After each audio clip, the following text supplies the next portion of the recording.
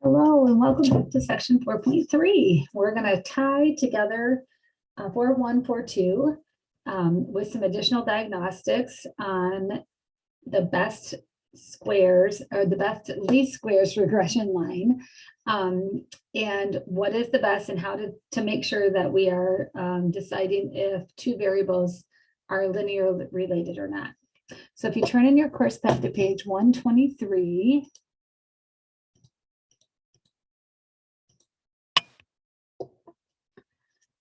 remember back in 4.1, we talked about the correlation coefficient, the R. Now we're going to talk about taking R and squaring it. So remember what the squared value is? It's when you take the value and you multiply it by itself. So that's what R squared is. It's the square of the correlation coefficient. And this R squared is called the coefficient of determination, another numerical measure of the strength of the linear relationship between two quantitative variables. The formal interpretation for R squared is the percentage, so whatever that value is, the blank percent of the total variation in Y is explained by the least squares regression line. So it's telling us basically how happy is our data set with the least squares regression line that we came up with. Don't worry, we're never going to calculate this by hand. StatCrunch will do that for us, or other software that you're working with. R squared is often written as a percent. It's used more than R in the upper level statistics.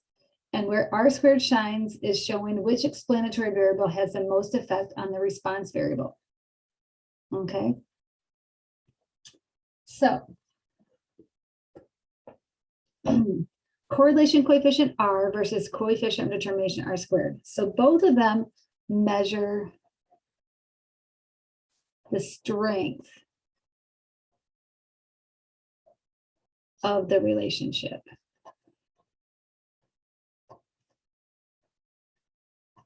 Okay, but the coefficient of determination, because it's a squared value, is always positive. It doesn't tell you direction. Okay, so if you want R squared is taking R and squaring it. Okay, if you want R, then R, or little r, however you write it, is equal to the square root of R squared. So if R squared is 0.81, then R is the square root of 0.81, which is 0.9. Okay. If R is 0.9, then R squared is 0.9 squared, which is 0.81. If you have a TI-84 calculator, there's a square button right here. So 0.9 square button squares it to be 0.81. If you want to take the square root of 0.81, clear it all out and do your second key and that same key, and it will show you square root. And then under there, you put 0.81 and hit enter, and that gives you 0.9. You can also do this on StatCrunch as well. So I'm Desmos. So let's go to Desmos here and give you a little taste of that. So on Desmos, you can say 0.9, and if you use the caret key, which is your second and your number 6 key, it will go up into the exponent and hit squared. You can also do 0.9 and go down in Desmos to the bottom left where there's a keyboard, and you can just do the A squared key and it will square it automatically. You can also use the square root down there. So if you notice, if you're in the keyboard, in the bottom below the A squared at the bottom right here, it says that's the square root symbol. And underneath there, you put 0.81 and you get 0.9. So those are great methods to use. So let's go back to our course pack page. And notice that we have some rules of thumb for the R squared, the coefficient of determination. And they're going to look a little bit different than the R because they are a squared value, but they line up. That's the cool thing. They line up with what is moderate, weak, strong, and perfect. But notice they go from 0 is on the far left to 1 is on the far right. And that's because there's no negative values of a squared coefficient of determination. So if you compare them on your yellow sheet, that's a great way, is that if you take a number that is, if we took that 0.9, which is in here on the correlation coefficient, and we square that, we're going to get 0.81, which is still within strong on the coefficient of determination. So they do correspond to each other. So just like we experienced looking at some scatter plots and picking out the correlation coefficient, we're going to do the same thing on page 124 with the coefficient of determination. So we have 7 graphs, and we have 1, 2, 3, 4, 5, 6 coefficient of determination. So one of them could be used twice. And I want you to go through and take your best guess of what matches what. And now remember, direction no longer matters because they're all positive. So the one that there's 2 of is going to be the 1.0. These are both perfect fits because direction does not matter. The next one that I think is very, very, very strong is this one right here. This is going to be our 0.9. The one that is the most weak, this 0.01, I would say is this one down here at the bottom left. And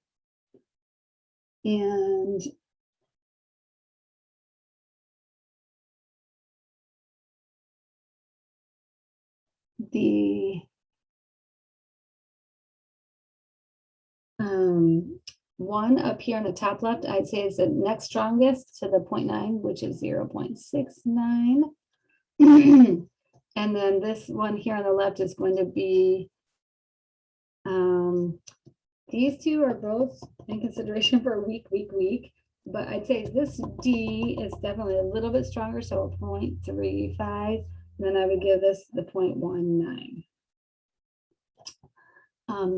But it's rare that we ever ask you to do this. We just want you to get a sense of what does this coefficient of determination look like in a scatter plot form.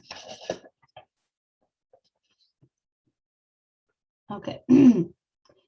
So example 2, it says, as part of a larger study, collected ratings, Speed and Gangaston collected ratings and nominations on a number of characteristics for 66 fraternity men and from their fellow fraternity members. The following paragraph is taken from the results section. Men's romantic popularity correlated with several characteristics: most outgoing, best dressed, most physically attractive, most self-confident, and funniest. Unexpectedly, however, men's potential for financial success did not significantly correlate with romantic popularity. Which explanatory variable appears to show the strongest relationship with the response variable? And that is our coefficient of determination that we're looking at. So we're looking for the one that's the highest. And it appears that it is, which one do you see? It is going to be the best dressed.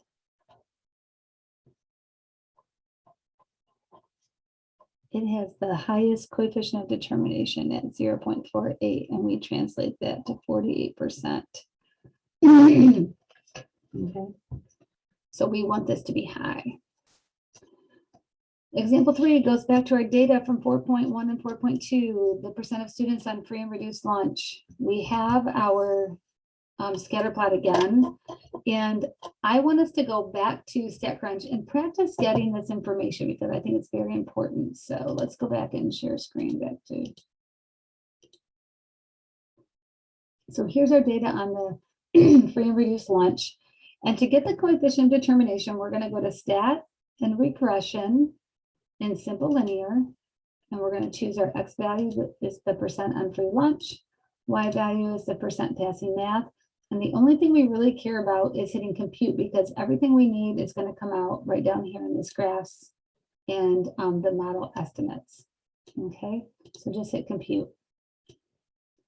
And there's everything we need. And notice that there are 2 pages. We haven't mentioned that before. If you click, they gave us the scatter plot that we had wanted before. So it's kind of nice if you do this, you get everything you need. You get the scatter plot, the line that best fit, and then on the front page, you get all of the measures and estimates that you need. So it says, A says, find the coefficient of determination. And notice it's right here. We have the correlation coefficient, negative 0.6879. And then it says R underneath there, it says R-SQ right here. That is our R squared, our coefficient of determination, 0.4732. Okay. And so let's just write down R above there, negative 0.6879. So I want to show you here. If you go to Desmos momentarily, let's just click out of these and let's just show how this works, what we practiced. So the correlation coefficient was, you have to put parentheses negative 0.6879 parentheses, and I'm going to square it. I'm going down here to my menu in the keyboard and I'm going to square that, and it comes out to be 0.4732, which is exactly what the StatCrunch came up with right here, 0.4732. And if we were given only the 0.4732, we could take the square root of 0.4732 and we would get back to the R correlation coefficient. So I just wanted to spend a minute to go over that. So let's go back to our page in our course pack. It says interpret R squared. And remember, on the yellow packet, I'm going to keep bringing this up, is the interpretation for R squared. It's right here. Formal interpretation for R squared. It's the blank percent of the total variation in Y is explained by the least squares regression line. So we only have to fill in 2 things: the value of the percent, and then what is Y? What is that response variable? Okay, so ours is 47.32%. 47.32%. Remember to put that in percent form of the total variation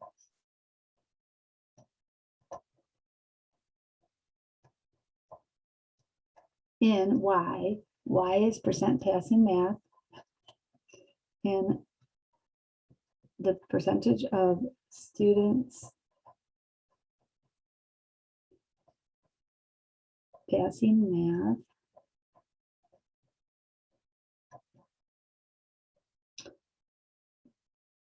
is explained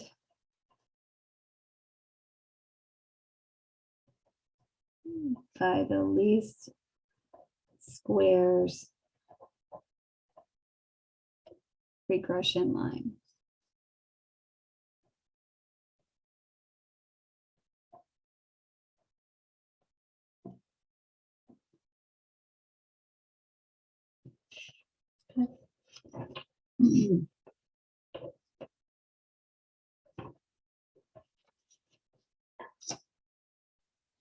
So let's go ahead and flip the page. So if we flip the page, we're back to our fertility rate data that we looked at in 4.1 as well. It's kind of nice to be kind of circling back around to things that we're familiar with. And remember, I said if you don't have a data set, a lot of times it's right on the graph that we put it. So we gave you the line of best fit and we gave you the coefficient of determination. So A says, what is the coefficient of determination? It is R squared. I like to write R squared to remind me. It's 0.5189. Compute the correlation coefficient for the given information. So we want R, which is the square root of R squared, which is the square root of 0.5189. And put that in Desmos, we get 0.72. Now remember, it's going to come out a positive because we took a square root of a positive number, which R squared is always positive, but we have to go back and look at the scatter plot. When we look at the scatter plot, we notice that our scatter plot shows that we have a negative relationship. So we have to make sure that we add a negative, that this is represented by a negative. C says, interpret R squared in the context of the situation. So I'm interpreting this. Okay, so we're going to turn that into a percent. So 51.89% of the total variation in life expectancy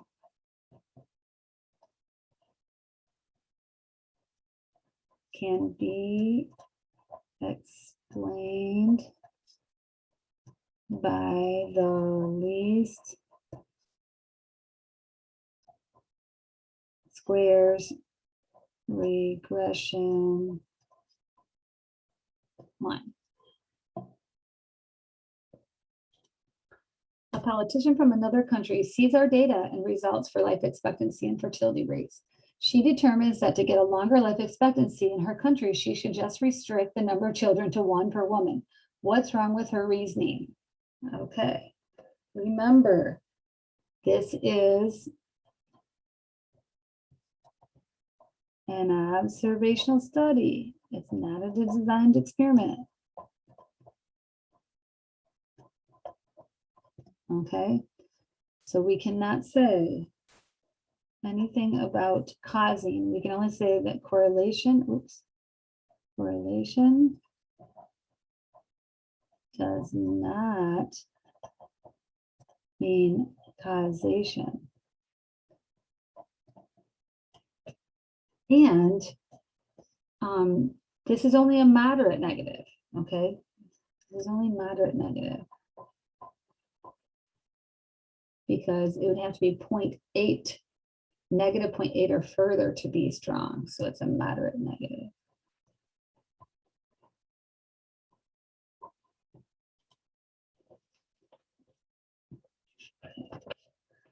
So let's go to the next page here.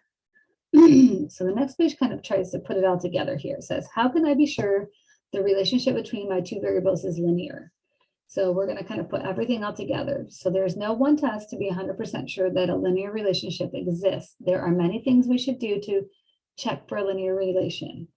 Okay, so in 4.1, we have our scatter plot.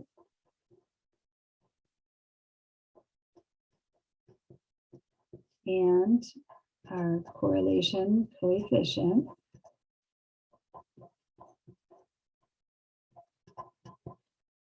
Okay.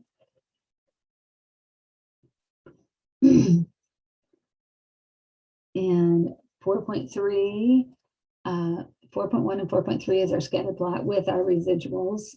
So our residual plot.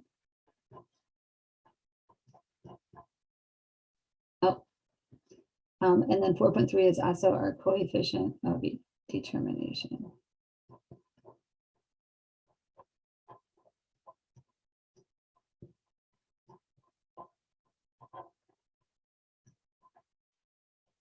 Okay, so we're going to kind of look at all of them together.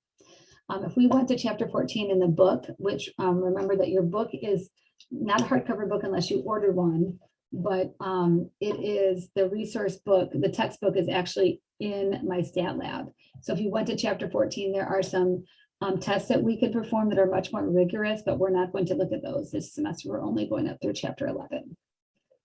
So a residual plot is taking the residuals, that residual error that we calculated in 4.2, okay? It says a residual plot is a graph that shows the residuals on the y-axis and the explanatory variable on the x. We will not be drawing this by hand. We're only going to be reading them. You don't even ever have to create one. We're going to be giving those to you if you need them. But it says recall the scatter plot of the free and reduced lunch. So here is our scatter plot of our original data. And these are all of their residuals. The difference between the observed values and the line, the predicted line. Remember, and I think we looked at that one. This one, this one, this one, this one. Okay. Now, if we take those same ones and we put them on a 0 horizontal it's easier to measure because it looks like right now, like these two would be the same and these two look about the same. But if you actually put them on the horizontal, you can see if they are or not. And they actually are very close. These two and these two are, you know, kind of close to each other. But it's easier to read because they're all set base to 0, which is nice. Okay. And so reading a scatter plot is important. We want scattered. We want scattered. No pattern. We do not want a pattern. This is one time in math and graphing where we don't want a pattern. Okay. If the points in a residual plot are randomly dispersed around the horizontal axis, a linear regression model was appropriate for the data. We want a random pattern with constant error variance. Okay. We want the error to be random, to be all over the place. If there is systematic error, that's an issue. Then there's something not going, something going on behind the scenes of why there's a pattern on this error. Okay. So do not want a non-random pattern, such as a curve. Do not want a horn shape or cone shape. This violates constant error variance. So this one would be bad.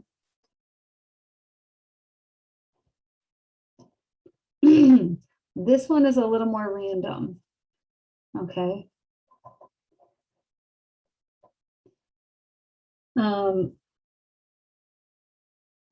This one looks pretty good. This one is bad. This is a pattern.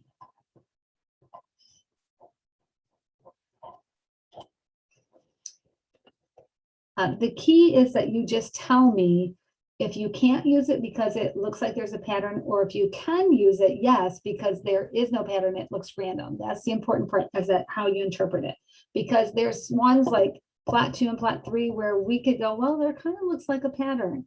So it's important that you just, you make your own decision with what looks like a pattern to you. Okay. And the last page, 129 here, talks about influential observations. Influential observations is a data observation that significantly affects the least squares regression line's slope and or y-intercept. Influence is affected by 2 factors. The relative vertical position of the observation. That's the residual, okay? So this is the vertical. Okay, to wherever that line would be. And also the relative horizontal position of the observation. That's the leverage. Is it way out of sync compared to with everything else is on the x-axis? So leverage is a measure that depends on how much the observation's explanatory variable x differs from the mean value of the explanatory variable, the center of all x's. Okay, so of the 3 marked points on the graph, which is the most likely influential? Explain. And I would say point 3. Point 3 is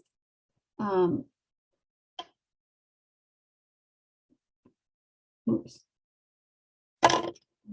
Draw the points again.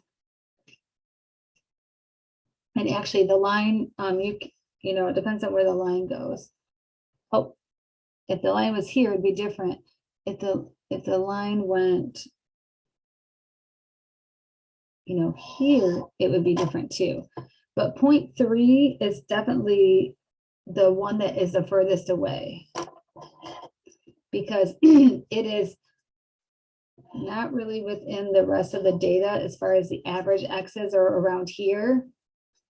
And point 1 is within those average x's. Point 2 is closer within those x's, but point 3 is outside of the x's and its vertical position is way lower. So point 3 is definitely going to be the one with the most leverage. So be sure to remember that you can come back to these videos if you're struggling with questions in my stat lab and or on the chapter review worksheet. These can always be rewatched, or reach out to myself for some student hours or schedule some tutoring with CSS. And we'll catch you back here for chapter 5.